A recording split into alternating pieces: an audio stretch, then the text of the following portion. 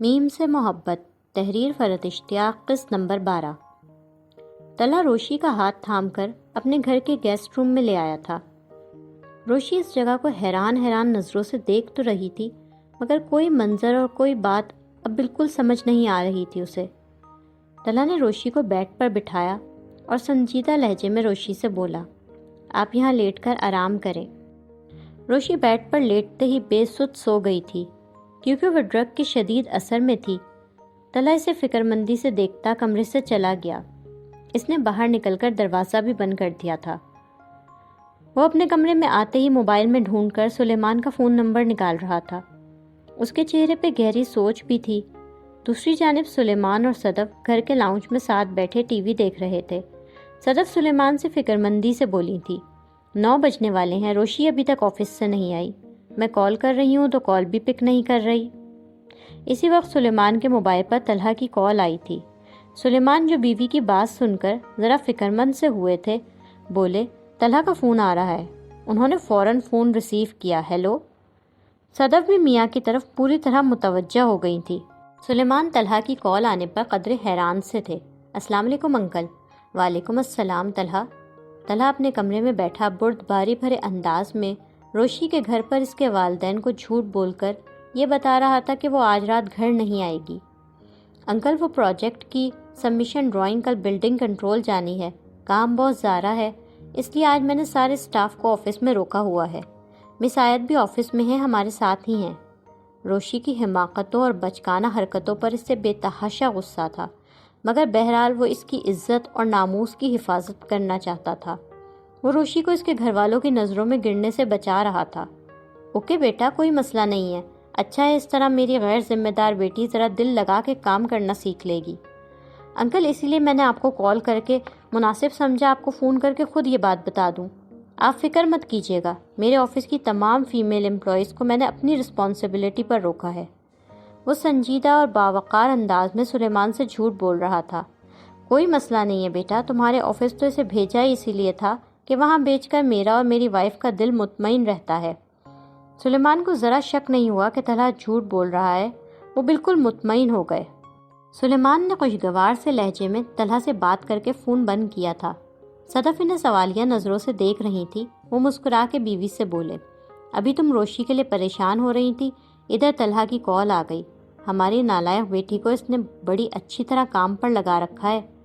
صدف شوہر کی بات سن کر مطمئن سی ہو گئی تھی۔ وہ دونوں میاں بیوی اب اس بات پر مکمل طور پر مطمئن تھے کہ روشی طلحہ کے آفس میں دیگر امپلائیز کے ساتھ رکی ہوئی تھی اور طلحہ نے اسے بھی کاموں پر لگا رکھا ہے۔ سلیمان سے فون پر بات کرنے کے بعد طلحہ روشی کو دیکھنے کمرے میں آیا تھا۔ وہ شکر ادا کر رہا تھا کہ آج عابد صاحب گھر پر نہیں تھے، وہ ایک کانفرنس میں شرکت کرنے اسلام آباد گئے ہوئے تھے، ورنہ وہ رات کے وقت ایک نیم بے ہوش لڑکی کو اس برے حال میں ساتھ لانے کی ان کو کیا جسٹیفیکیشن دیتا۔ اس طرح نیم بے ہوش لڑکی کے پاس جانا اس کو آکورڈ لگ رہا تھا، مگر وہ کیا کرتا، اس کنڈیشن میں فی الحال وہ اسے ان اٹینڈڈ بھی تو نہیں چھوڑ سکتا تھا۔ وہ کمرے میں گیا، وہاں پانی کا گلاس اور جگ بھی ساتھ لے کر گیا۔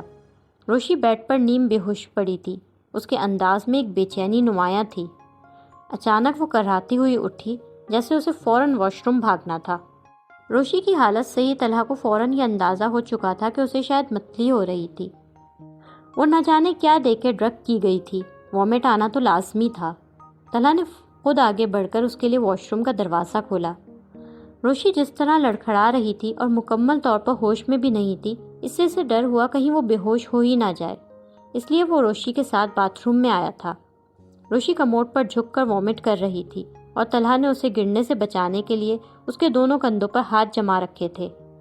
وہ اپنے ہوش میں نہیں تھی، اس لیے جب وامٹ کر چکی تب طلحہ ہی نے ٹوائلٹ کو فلش کیا۔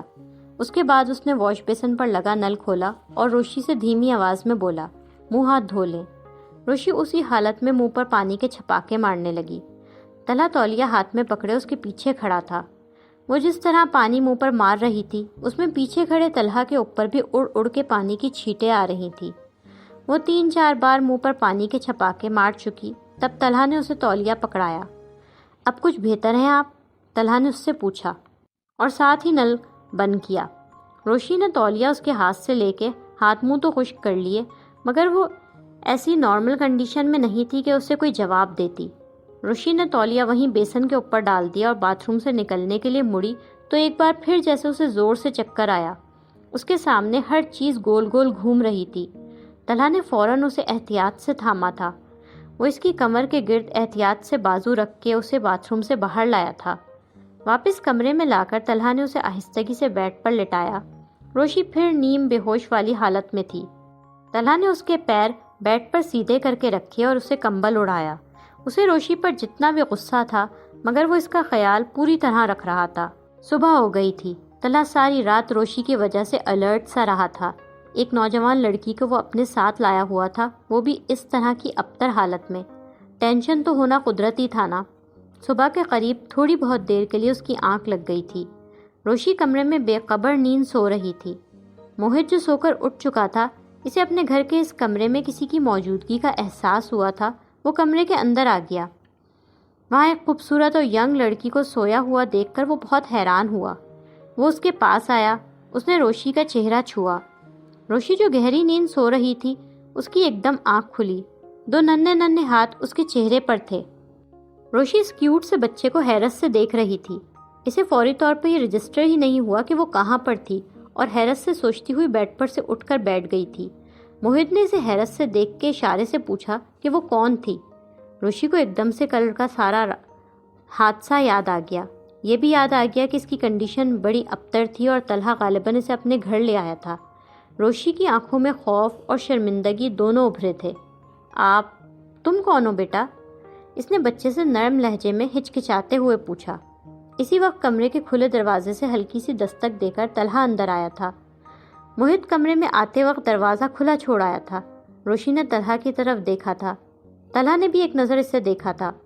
موہت روشی کو بھول بھال طلحہ کو دیکھتے اس کے پاس بھاگا تھا۔ پا؟ روشی حیرت سے طلحہ اور اس کے بچے کو دیکھ رہی تھی۔ طلحہ نے بچے کو گود میں اٹھا کے بے اختیار پیار کیا تھا۔ گڈ مارننگ موہت، آج اتنی صبح صبح اٹھ گئے؟ موہت نے طلحہ کے گال پر پیار کرتے ہوئے گردن ہاں میں ہلائی تھی۔ جاؤ شاباش، جا کے منہ ہاتھ دھو، میں سلطان انکل سے کہتا ہوں وہ آپ کا سن شائن ایگ اور اسٹار شیپ ٹوسٹ ریڈی کرتے ہیں۔ طلحہ کا انداز ایک پیار کرنے والے باپ کا سا تھا۔ طلحہ نے یہ سارے باتیں بولتے ہوئے موہت کو گود سے اتارا۔ طلحہ کی بات پر وہ سر ہلاتا وہاں سے خوشی خوشی بھاگ کر چلا گیا۔ روشی حیران نظروں سے اس منظر کو دیکھ رہی تھی۔ بچے کے جانے کے بعد طلحہ نے ایک نظر روشی کو دیکھا۔ طلحہ کی نظریں خود پر محسوس کر کے روشی کی آنکھوں میں بے حد شرمندگی اور ندامت ابھری تھی۔ وہ چونکہ ابھی تک رات والے بکھرے ابتر حلیے میں تھی، اس لیے طلحہ نے اسے دوبارہ نہیں دیکھا اور سنجیدہ بے تاثر لہجے میں بولا، آپ فریش ہو جائیں، پھر میں آپ کو آپ کے گھر چھوڑاتا ہوں۔ وہ اس کی طرف دیکھے بغیر کہتا روشی کے کمرے سے تیز تیز قدم اٹھاتا چلا گیا تھا۔ روشی شرمندگی میں گھری بالکل خاموش بیٹھی تھی۔ وہ اسی شرمندگی بھرے انداز میں بستر سے اٹھی تھی۔ روشی باتھ روم میں آئینے کے سامنے کھڑی تھی۔ اسے بہت تیز تیز کل گزرے دن کی تمام باتیں یاد آ رہی تھیں۔ شارق اسے زبردستی جوس پلا رہا تھا۔ شارق اسے زبردستی کھینچ کر کمرے میں لے جا رہا تھا۔ شارق کمرے کا دروازہ بند کر کے روشی کے ساتھ زور زبردستی کرنے کی کوشش کر رہا تھا۔ روشی شارق کے سر پر کانسی کا اسٹیچو مار رہی تھی۔ شارق خونم خون ہو کے فرش پر گر پڑا تھا۔ روشی خود کو اس ساری صورتحال کے اثر سے نکالنے کے لیے فل اسپیڈ میں نل کھول کے تیز تیز پانی کے چھپاکے منہ پر مار رہی تھی۔ اپنی بے وقوفی کی وجہ سے وہ اپنی عزت گواتے گواتے بچی تھی۔ اس چیز نے اسے بری طرح سہما دیا تھا۔ وہ اسے یہ خوف بھی تھا کہ شاید شارق مر چکا ہے، اور اب وہ اپنے گھر والوں کا اس سارے حادثے پر ری ایکشن کا سوچ کر ڈری ہوئی زارو قطار رو رہی تھی۔ طلحہ گاڑی چلا رہا تھا۔ روشی اس کے برابر میں بیٹھی تھی۔ وہ منہ ہاتھ دھو کے بال وغیرہ ٹھیک سے بنا کے اب قدرے بہتر نظر آ رہی تھی۔ کوئی اسے ٹھیک سے دیکھے تو اس پر گزرے حادثے کا پتہ نہیں چلے گا، مگر روشی کی آنکھوں میں خوف اور وحشت بہت بھری ہوئی تھی۔ روشی نے طلحہ کو دیکھا جو لبوں کو سختی سے بھینچ کر سنجیدگی سے گاڑی چلا رہا تھا۔ وہ نہ تو روشی کی طرف دیکھ رہا تھا، نہ اس سے کوئی بات کر رہا تھا۔ روشی جو طلحہ کے آگے اپنی زندگی کے بدترین لمحات میں کھل چکی تھی، اس کے پاس اب اس شخص سے چھپانے کے لیے اور اپنا بھرم بچانے رکھنے کے لیے کوئی چیز نہیں بچی۔ اس نے گھبرا کے طلحہ سے کہا۔ وہ سہمی ہوئی بچی لگ رہی تھی۔ میں گھر نہیں جاؤں گی۔ کیا مطلب؟ طلحہ نے اس کی طرف ناراضگی سے دیکھا۔ میں گھر نہیں جاؤں گی، آپ سمجھ کیوں نہیں رہے؟ میں نے شارق کو مار ڈالا ہے۔ میری آنکھوں کے سامنے وہ خونم خون زمین پر پڑا ہوا تھا، ہر طرف اس کا خون ہی خون تھا۔ وہ نہیں بچے گا۔ روشی کپ کپاتی آواز میں اس سارے منظر کو پھر سے اپنی آنکھوں کے سامنے دیکھ رہی تھی۔ یہ سب آپ کو اس کے ساتھ جانے سے پہلے سوچنا چاہیے تھا۔ طلحہ کو روشی کے اوپر غصہ آ رہا تھا، لیکن اس کی یہ حالت دیکھ کر اسے ترس بھی آیا اس کے اوپر۔ میں پتہ کرتا ہوں اس کے بارے میں، لیکن ابھی آپ کا اپنے گھر جانا بہت ضروری ہے۔ رات سچویشن میں نے جیسے تیسے سنبھال لی تھی، لیکن اب اگر آپ گھر نہ گئیں تو آپ کے پیرنٹس پریشان ہو جائیں گے۔ اس کا انداز میچور تھا۔ وہ بردباری اور نرمی سے روشی سے بولا تھا، میری نیت شارق کا مرڈر کرنے کی تو نہیں تھی، میں تو صرف خود کو بچا رہی تھی۔ مجھے پولیس تو نہیں پکڑ لے گی نا؟ روشی اپنے دفاع میں بولی تھی۔ وہ پریشان بھی تھی اور ڈری ہوئی بھی تھی۔ وہ روتے روتے بول رہی تھی۔ طلحہ کو روشی کے اوپر شدید غصہ آ رہا تھا، مگر اس کی ابتر ذہنی حالت دیکھ کر وہ اپنا غصہ کنٹرول کر کے سنجیدگی سے بولا، شارق کے بارے میں معلومات کرواتا ہوں، آپ اپنے گھر جائیں اور پلیز اب کوئی حماقت نہ کیجیے گا۔ طلحہ دو ٹوک انداز میں قدرے ناراضگی سے بولا۔ طلحہ نے ٹیشو پیپر باکس میں سے چند ٹیشو نکال کر روشی کو پکڑائے اور گاڑی روشی کے گھر کے سامنے روک رہا تھا۔ وہ روشی نے ٹیشو سے رگڑ رگڑ کر اپنی آنکھوں کو صاف کیا۔ طلحہ روشی کو چھوڑنے اندر آ گیا تھا اور اب وہ روشی کے والدین کے ساتھ ان کے لاؤنج میں بیٹھا ہوا تھا۔ طلحہ سلیمان کے برابر میں بیٹھا تھا، روشی صدف کے برابر میں بیٹھی ہوئی تھی۔ صدف اور سلیمان اپنے آفس جانے کے لحاظ سے تیار تھے۔ سلیمان کے ہاتھ میں آج کا اخبار تھا جو انہوں نے طلحہ کو دیکھ کر میز پر واپس رکھ دیا تھا۔ روشی ماں کے برابر میں بالکل چپ چاپ بیٹھی تھی۔ اس کی آنکھوں میں خوف تھا۔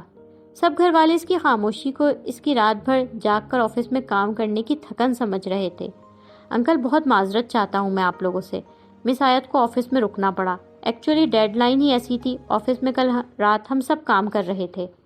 طلحہ بردباری بھرے لہجے میں بڑی تہذیب سے روشی کی عزت سنبھال رہا تھا۔ صدف اور سلیمان کسی کو یہ شک بھی نہیں ہوا کہ وہ جھوٹ بول رہا تھا۔ روشی نے طلحہ کے اس جھوٹ پر حیران ہو کے اسے دیکھا تھا۔ سلیمان خوشگوار اپنائیت بھرے لہجے میں طلحہ سے جواباً بولے، کیسی باتیں کر رہے ہو طلحہ؟ ہمارے پروفیشن میں اس طرح کے پریشرز تو آتے رہتے ہیں۔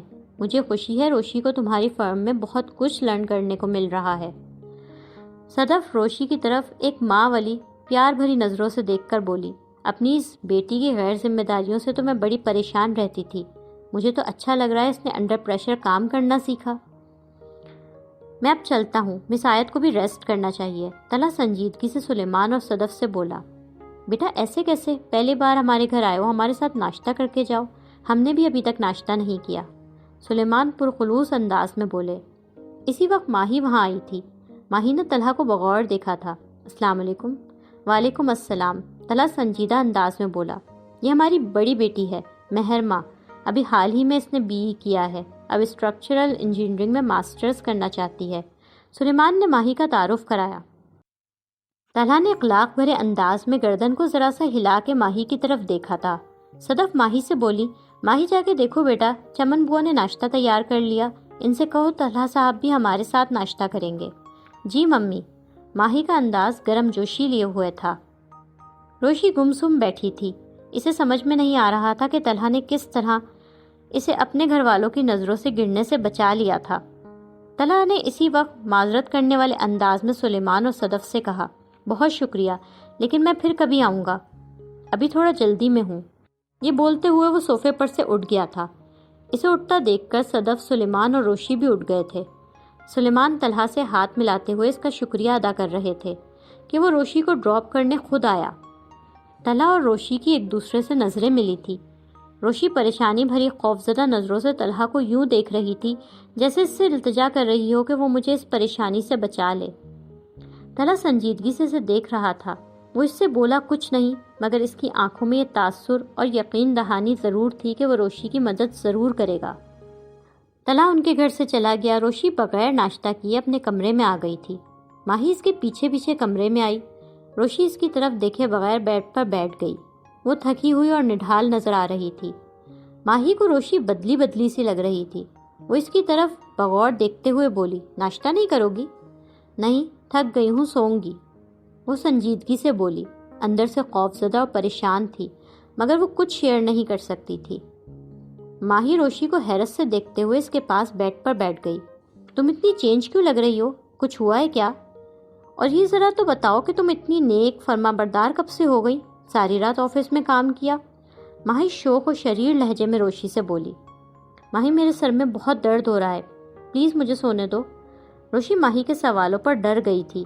وہ جھنجھلا کے بولی اور بولتے ہی کمبل سر تک تان کر سونے کے لیے لیٹ گئی، کیونکہ وہ مزید کسی سوال کا جواب نہیں دینا چاہتی تھی۔ ماہی کچھ حیرت بھری نظروں سے اسے دیکھ کر کندھے اچکاتی ہوئی کمرے سے چلی گئی۔ اس کے چلے جانے کے بعد روشی نے کمبل منہ سے نکالا تھا۔ وہ پریشانی بھرے انداز میں بیڈ پر لیٹی ہوئی تھی۔ اسی وقت ان کے گھر کی بیل بجی۔ روشی گھبرا کے بیڈ پر اٹھ کر بیٹھ گئی۔ اسے یوں لگا جیسے اسے گرفتار کرنے پولیس آ گئی تھی۔ روشی پوری کی پوری کانپ رہی تھی۔ اس کے کان باہر کی آوازوں پر لگے تھے۔ اسے چمن بوا اور ماہی کی آوازیں آئی تھی۔ کون ہے چمن بوا؟ ماہی بولی۔ بیٹا کوڑے والا آیا ہے، چمن بوا نے ماہی کو جواب دیا۔ روشی نڈھال سی ہو کے بیڈ پر دوبارہ لیٹ گئی تھی۔ روشی سارا دن بستر پر لیٹی رہی۔ ایک پل کے لیے بھی وہ نہیں سو سکی۔ اس کے موبائل پر طلحہ کی کال آئی۔ روشی نے لپک کر فون اٹھایا۔ ہیلو، آپ نے پتا کیا شارق کے بارے میں؟ پلیز مجھے بتائیں وہ زندہ ہے نا؟ وہ بڑی امید سے پوچھ رہی تھی۔ وہ زندہ ہے، میں صبح سے اس کے بارے میں ہی معلومات کروا رہا تھا۔ ابھی پتہ چلا ہے وہ ماڈرن ہاسپٹل میں ایڈمٹ ہے اور اس کی حالت خطرے سے باہر ہے۔ سر پر کچھ چوٹیں ہیں، غالباً کل پرسوں تک ڈسچارج ہو جائے گا۔ روشی کی جان میں جان آئی تھی۔ وہ بے اختیار کمبل پھینک کر بیڈ پر اٹھ کر بیٹھ گئی تھی۔ تھینکس گاڈ، آپ نے مجھے بہت بڑی خوشخبری سنا دی ہے۔ طلحہ روشی پر شدید غصے میں تھا۔ اس نے کچھ بہت سخت بولتے بولتے اپنے آپ کو بمشکل روکا۔ اس نے مزید کچھ بھی کہے اور خدا حافظ کہے بغیر فون بند کر دیا۔ روشی اس کے فون بند کر دینے پر چپ سی ہو گئی۔ روشی بیڈ پر چپ چاپ سی بیٹھی تھی۔ ماہی ڈریسنگ ٹیبل کے سامنے کھڑی چہرے پر نائٹ کریم لگا رہی تھی۔ ماہی کریم کا چہرے پر مساج کرتے ہوئے روشی سے بولی، یار کل مجھے اپنی مارک شیٹ نکلوانے یونیورسٹی جانا ہے، تم آفس جاؤ گی نا تو مجھے ڈراپ کرتی ہوئی چلی جانا۔ روشی جیسے اس حادثے کے بعد یہ فیصلہ کر چکی تھی کہ اس نے انٹرنشپ چھوڑ دینی ہے۔ میں آفس نہیں جاؤں گی، وہ سنجیدگی سے بولی۔ کیوں بھائی؟ ایک رات جاگ کے کام کر لیا تو اب کیا سارا دن بستر پر پڑی سوتی بھی رہی، ابھی تک تھکن نہیں اتری؟ ماہی نے اسے حیرت سے دیکھا۔ میں انٹرنشپ چھوڑنے کا فیصلہ کر چکی ہوں، وہ فیصلہ کن انداز میں بولی۔ ایک دن لگا کر کام کر کے ممی کو خوش کرتی ہو اور اگلے دن پھر وہی فضول باتیں۔ ماہی نے اس کے فیصلے پر منہ بنایا۔ میں نے ڈیسائیڈ کر لیا ہے، میں چھوڑ رہی ہوں۔ اب جیسے وہ ماہی سے نہیں خود اپنے آپ سے بولی تھی۔ لیکن مجھے ایک بار وہاں جا کر اپنی پوزیشن تو کلیئر کرنا چاہیے، پھر جانا چھوڑ دوں گی، وہ اپنے ہی آپ سے بولے جا رہی تھی۔ روشی کے اندر بہت ساری سوچیں چل رہی تھیں۔ وہ اس حادثے کی وجہ سے ابھی بھی اندر سے خوف کی کیفیت میں تھی۔ ماہی نے نائٹ کریم کی ڈبیا واپس بند کرتے ہوئے روشی کو حیرت سے دیکھا۔ یہ منہ ہی منہ میں کیا بڑبڑا رہی ہو؟ زور سے بولو۔ کچھ نہیں، ٹھیک ہے، میں صبح کیب سے تمہیں ڈراپ کرتی ہوئی آفس چلی جاؤں گی، روشی بیڈ پر لیٹتے ہوئے بولی۔ ماہی کو روشی کا عجیب و غریب انداز بالکل سمجھ میں نہیں آیا۔ وہ اسے حیرت سے دیکھتی رہ گئی۔ روشی دوسری طرف کروٹ لے کر پھر سے سونے لیٹ گئی۔ طلحہ اپنے آفس ٹیبل پر بیٹھا ہوا تھا۔ اس کے کمرے کے دروازے پر ہلکے سے دستک دے کر روشی اندر آئی تھی۔ سر میں آ سکتی ہوں؟ روشی کا انداز بے حد سنجیدہ تھا۔ اتنے بڑے حادثے سے وہ گزری تھی، اس نے روشی کو ہلا کے رکھ دیا تھا، اور اس کی شخصیت میں ایک واضح شرمندگی نظر آ رہی تھی۔ آنکھوں میں شرمندگی تھی۔ اسے اپنی غلطی کا پوری طرح احساس تھا۔ طلحہ نے کمپیوٹر اسکرین سے نظریں ہٹا کر روشی کو دیکھا۔ آئیے۔ روشی چلتی ہوئی اندر آ گئی تھی۔ وہ طلحہ سے مشکل سے نظریں ملا رہی تھی۔ طلحہ نے کرسی کی طرف اشارہ کیا۔ روشی خاموشی سے کرسی پر بیٹھ گئی۔ ایک سیکنڈ کے لیے ان دونوں کے درمیان بڑی آکورڈ سی خاموشی رہی تھی۔ روشی طلحہ کی ڈانٹ ڈپٹ کی منتظر تھی اور طلحہ اس کی بات شروع کرنے کا۔ طلحہ کے کچھ بھی نہ کہنے پر روشی جیسے مزید شرمندگی میں جا رہی تھی۔ اس نے کچھ جھنجھلا کر طلحہ کی طرف دیکھا۔ مجھے پتا ہے میں آپ کی نظروں میں خود کو بہت برا ثابت کر چکی ہوں۔ میں اب کل سے یہاں نہیں آؤں گی۔ وہ توقع کر رہی تھی کہ طلحہ اس بات کے جواب میں کچھ بولے گا، مگر طلحہ ایک لفظ کہے بغیر خاموشی اور سنجیدگی سے روشی کی طرف دیکھ رہا تھا۔ روشی کے لیے صورتحال بہت ناقابل قبول سی تھی۔ وہ ناراضگی سے بولی، میں ایسی لڑکی نہیں ہوں، شارق مجھے جھوٹ بول کے وہاں لے کے گیا تھا۔ وہ جیسے اپنے اچھے کردار کا طلحہ کو یقین دلا رہی تھی۔ وہ لے کے گیا اور آپ اٹھ کر چل دیں؟ میں آپ کو پہلے بھی کئی موقعوں پر شارق کے ساتھ دوستیاں بڑھانے کے لیے ٹوک چکا تھا، مگر آپ تو آپ ہیں، آپ نے کسی کی سننی کہاں ہوتی ہے؟ کچھ اندازہ بھی ہے آپ کو اپنے آپ کو کس خطرے میں ڈالا تھا آپ نے؟ اگر کچھ ہو جاتا تو میں آپ کی فیملی کو کیا جواب دیتا؟ جب تک آپ میرے آفس میں ہیں میری ذمہ داری ہیں۔ طلحہ ناراضگی سے روشی کو سخت نگاہوں سے دیکھتا ہوا بولا۔ طلحہ اب روشی کو ڈانٹ رہا تھا۔ طلحہ کی خاموشی روشی کو بھاری لگ رہی تھی، اس کی ڈانٹ وہ خاموشی سے سن رہی تھی۔ اس کے چہرے پر یہ تاثر تھا کہ طلحہ اس ڈانٹ ٹپٹ کے لیے حق بجانب تھا۔ طلحہ اب بڑھ بھاری بھرے انداز میں اس کم عمر لڑکی کو زندگی کی حقیقتیں سمجھانے کی کوشش کر رہا تھا۔ زندگی میں ہر چیز مذاق نہیں ہوتی آیت، کچھ چیزیں اور کچھ معاملات میں انسان کو سنجیدہ ہونا ہوتا ہے۔ اگر میں وقت پر نہ پہنچتا، آپ کو اپنے ساتھ گھر نہ لے کے جاتا تو سوچے خدا نخواستہ آپ کے ساتھ کچھ بھی ہو سکتا تھا۔ اس کے سامنے شرمندگی بھرے لہجے میں نظریں جھکا کر وہ بولی، میں اپنی غلطی پر بہت شرمندہ ہوں، پتہ نہیں یہ واقعہ میں کبھی بھول بھی سکوں گی یا نہیں۔